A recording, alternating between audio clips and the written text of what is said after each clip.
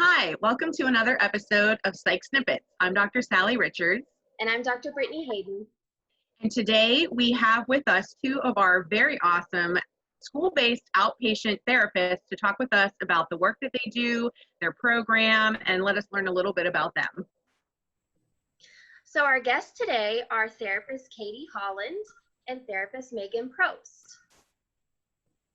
So Megan and Katie, what can you tell us, what is school-based outpatient? What does that mean? Well, it's outpatient in all of the area school districts, most of them, not all of them. It's a program we started probably about 10 years ago, maybe a little bit longer than that, where we felt that, first of all, I think it kind of stemmed out of us having a pretty high no-show cancellation rate in the traditional outpatient setting. And we were also finding that one of the problems with that was that kids were not having transportation to services and they really didn't have access. And so we started to take a look at how do we service the most kids, and we decided, hey, let's go where they're at.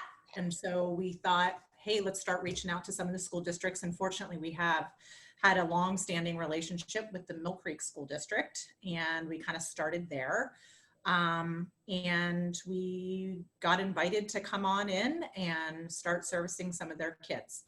And so, we provide not only outpatient services, but also have a great link for some of those kids who wouldn't normally have access to psychiatric care, psychological care, case management, BHRS, and all the services that Sarah Reed provides. So I am in two grade schools and a high school, and I see kids for individual therapy in those school settings. So they are seen for what would be traditional outpatient psychotherapy, and we go into the school setting and deliver that service right during their school day. There's the option for family therapy if that's indicated, particularly in the grade school level. There is more involvement with parents because the behaviors that are seen at school or the concerns they see there might follow them home. So we would involve the parents in that treatment as well, as much as possible, so that they can take those skills and learn what their kids are working on and work on that in the family unit as well. That's great. Can both of you tell us a little bit about some of your training experiences and maybe even mention which schools you're at right now? Okay. Well, I just kind of following up with what Katie said, that I am actually full-time at McDowell Senior High School. So I service the 11th and 12th graders. My services are pretty much the same as Katie said, that we do individual psychotherapy sessions. I have very few family sessions at that level. Most kiddos in 11th and 12th grade do not want their parents involved in services many times. But it's kind of a unique position for us also, because we do have the advantage of seeing kids sometimes at residential, not the residential kids, but having a space there so that families may feel more comfortable coming there instead of in the school setting. And of course, the professional building where we are at. And the other thing I wanted to mention too is we don't do this a lot, but we do have that ability, since we're working with kids, to be able to provide some information or advocacy for some of the kids who may, due to some of their mental health issues, need some maybe adaptations in the classroom or some guidance for teachers. And I know at the elementary level, that seems to happen a little bit more often. So that's kind of a unique thing that we wouldn't typically have if we're just doing traditional outpatient in the office setting. I want to say, I think that's great. So you're actually, when you're in the schools, you can provide consultation to the teachers on even how to manage some of those behaviors and some of those reactions in the classroom setting. Yes. And it has been a good avenue for some families and for parents who don't really know how to access it in the school. They then have a contact person that they feel safe with. So that's been kind of unique in the past few years. Well, I'm a licensed clinical social worker. I've been licensed for more years than I'm willing to admit. And some of the trainings that I've been involved in over the more recent years is abuse-focused CBT, a lot of trauma training. My original kind of specialty was working with kids who have been sexually abused. And that seems to be, I don't do that quite as often as I have been in the past. So my background is in my master's in clinical mental health counseling, and my licensure is a licensed professional counselor.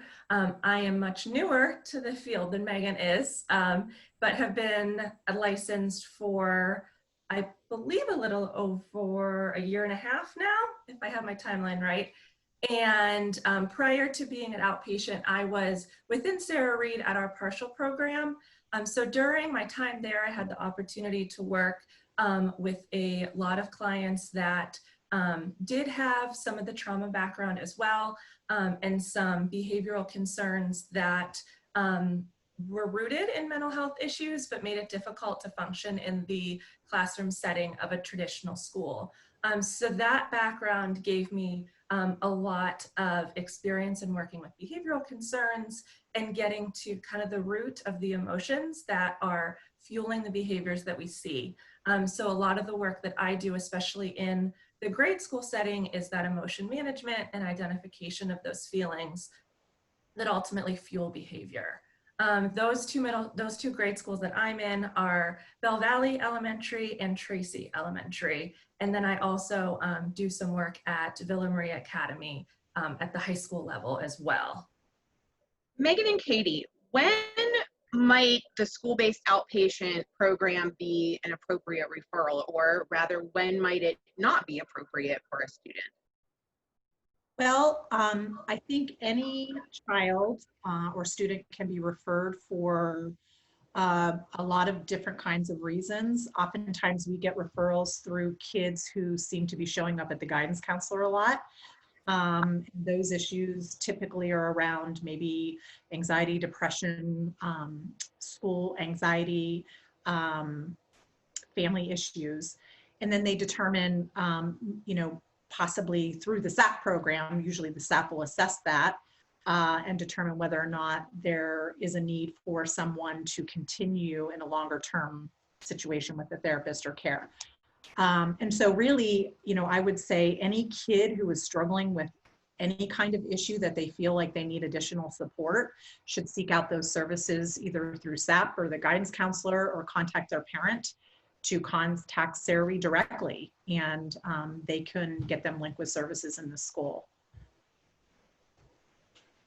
And at both the grade school level of the two schools I'm at there and the high school, the majority of my referrals come through guidance as well. In elementary, it might look just a little different because those kiddos are so young, they might not verbalize their concerns the same way the high schoolers do. So oftentimes some of those referrals come out of kids that they notice that struggle with attention in the classroom or get frustrated very easily. So the rationale behind that referral might look a little different just because of the age group and how they display their concerns. There's also a lot of avenues that the school often will implore before they go to school-based. So there's times that something like assistance in the school level, time with the guidance counselor, making sure that there's appropriate services in the school setting would be assessed prior to doing that referral for school-based. And then there's also the concerns that if those behaviors or that attention is so troublesome that it gets in the way of their day-to-day and functioning in that classroom setting successfully, that they would look to other resources. I had mentioned that I was previously at the partial program. We have the acute and partial there for kiddos that might have tried school-based and their behaviors still just really impede their ability to learn successfully. So they look elsewhere for just a little bit higher level of care. Megan and Katie, I imagine that there might be some parents who would be concerned about what it might look like actually in the school system, getting therapy, like being pulled out of certain classes. How do you all make that work? Sure, I can talk about that a little bit. At the high school level, we spend some time taking a look at the children's schedules, and I have access to all of just my clients' schedules so that I know if they have an elective or tutorial time. and kind of craft my schedule around pulling kids out of non-core classes. So generally that seems to work out pretty well, unless they're having a specific issue that they would need that time during a core class like math or English or something along those lines. We generally only pull them during times where they have a little bit of wiggle room in their schedule. And we also, in some circumstances, will try to do things immediately after school. They used to have an activity bus, which they still do. It's limited on the days where the kids would then get a ride home after that. So that's been super helpful at the high school level, where they can maybe do an after school to avoid any pulling out of class time. And we've also been flexible about trying to kind of squeeze an appointment in before school starts. So there's lots of room in there to kind of figure out what would be the best schedule for each kid. And Katie might talk about the lower levels.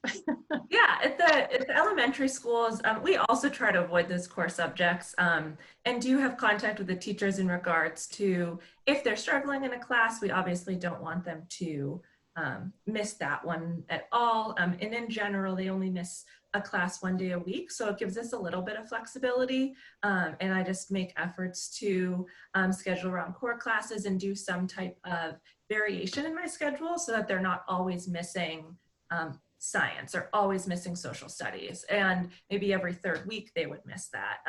With the little kids, we also take into account that they probably don't want to miss gym class. So just having flexibility in that schedule and altering it based on the day of the week and kind of what those kiddos are. We do everything we can to avoid that. And I have some kids that love their lunch hour and they want to talk to their friends, and some that think it's really fun to come have lunch with Miss Katie. So we'll do lunch sessions. So just a lot of kind of finagling the schedule so that nothing's missed too often and nothing that's really important to them is missed, repeatedly. And at the high school level, very similar to Megan, that frequently the girls will have either an elective or a study hall. They pretty much always have one of those. So that's what we would pull them out of. And I also have had clients that request that end of day session so they don't have to miss any of their day. And we make that work as well. Megan and Katie, what aspects of your job do you really, really like? So I've been an outpatient for about 10 months now and have really loved the transition over to this program.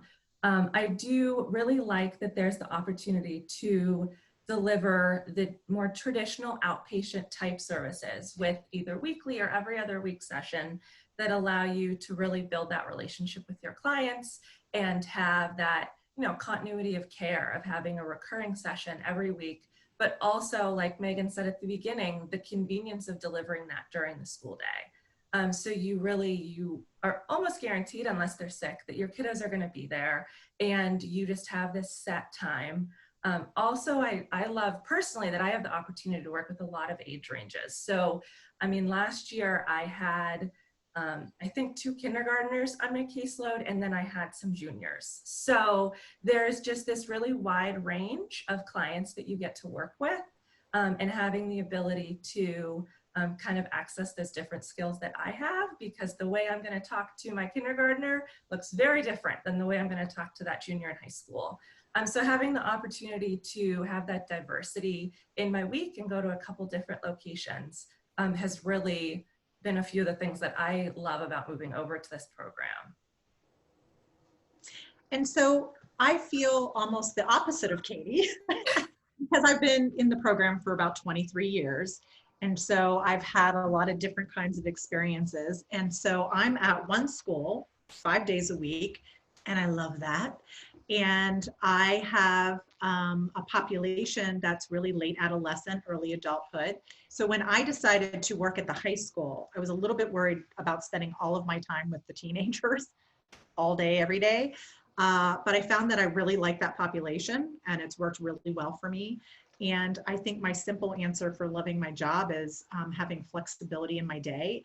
And I really love the people. Thank you, Katie and Megan, for that information.